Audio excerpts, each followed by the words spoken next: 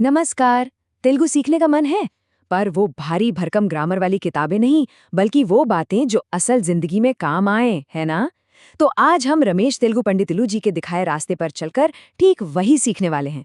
तो चलिए शुरू किया जाए। अच्छा, तो सबसे पहले एक बहुत ही जरूरी वाक्य देखते हैं। इदी नाकु चाला मुख्यम।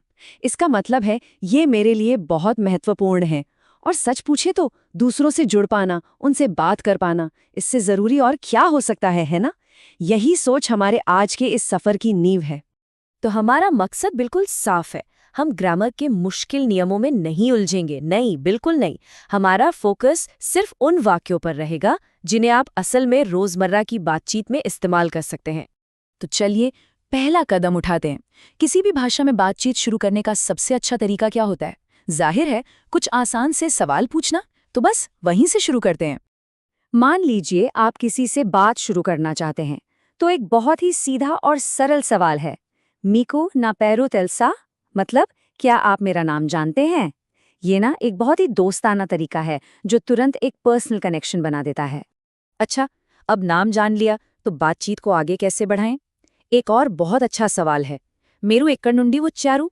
इसका मतलब है आप कहाँ से आए हैं?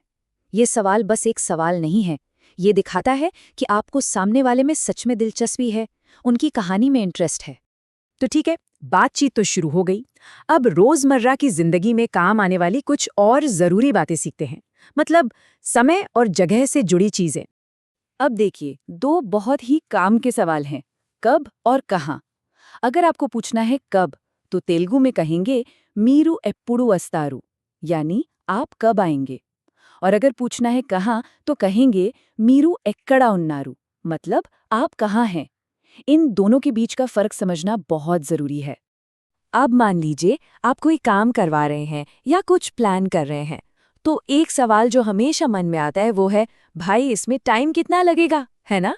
इसी को तेलुगु में पूछने का तरीका है दीनिकी एंता समयम पड़तुंदी, मतलब इसमें कितना समय लगेगा। चलिए अब थोड़ा गियर बदलते हैं। घर और दोस्तों की बातचीत से निकलकर अब चलते हैं ऑफिस के माहौल में। देखते हैं कि प्रोफेशनल दुनिया में तेलुगु कैसे काम आती है। सोचिए, आपको कोई नया काम मिला है, तो सबसे पहले आप क्या पूछेंगे? आप पूछेंगे ये कैसे काम करता है, जिसे तेलुगु में कहते हैं इदी एलापनी चेस्तुंदी। फिर जाहिर है आप डेडलाइन के बारे में पूछेंगे, दिनिकी एंता समय पड़तुंदी, मतलब इसमें कितना समय लगेगा। और जब काम हो जाए तो आप बताएंगे नेनु नापनी पूर्ति चेसानो, यानी मैंने अपना काम पूरा कर लिया। देखिए कितना सिंपल है। और हाँ, एक बात और याद रखिएगा, ऑफिस में बात सिर्फ काम की नहीं होती, कभी कभी किसी की तारीफ करना भी जरूरी है। जैसे मी पनी चाला शुभ्रंगा उंदी, मतलब आपका काम बहुत साफ सुथरा है। ऐसी छोटी छोटी बातें ना अच्छे रिश्ते बनाने में बहुत मदद करती हैं। अच्छा, तो कामकाज की बातें तो हो गईं। अब थोड़ा पर्सनल होते हैं, क्योंकि गहरे रिश्ते बनाने के लिए भाई दिल की बात कहना तो जरूरी है ना? तो अपनी पसंद नापसंद कैसे बताएं? अगर कोई चीज आपको बहुत खुशी दे रही है, तो आप कह सकते हैं ईदी नाकु छाला संतोषानिस्तुंदी, यानी इससे मुझे बहुत खुशी मिलती है। और अगर मान लीजिए कुछ पसंद नहीं आया, तो साफ साफ कहिए नाको इदी इष्टम ले दो, यानी मुझे ये पसंद नहीं है। सिंपल। कभी कभी ये जानना भी जरूरी होता है कि दूसरे हमारे बारे में क्या सोचते हैं। ये पूछने के लिए हिम्मत तो चाहिए, पर इससे रिश्ते बहुत गहरे होते हैं। सवाल है मीरू ना गुरिंची एमनुकुंटुन्नारू, इसका मतलब है आप मेरे बारे में क्या सोचते हैं। तो हमने काफी कुछ देख लिया है ना? अब वक्त है इन सब चीजों को एक साथ देखने का। चलिए फटाफट से एक छोटा सा रिकैप कर लेते हैं। तो हमने क्या क्या सीखा?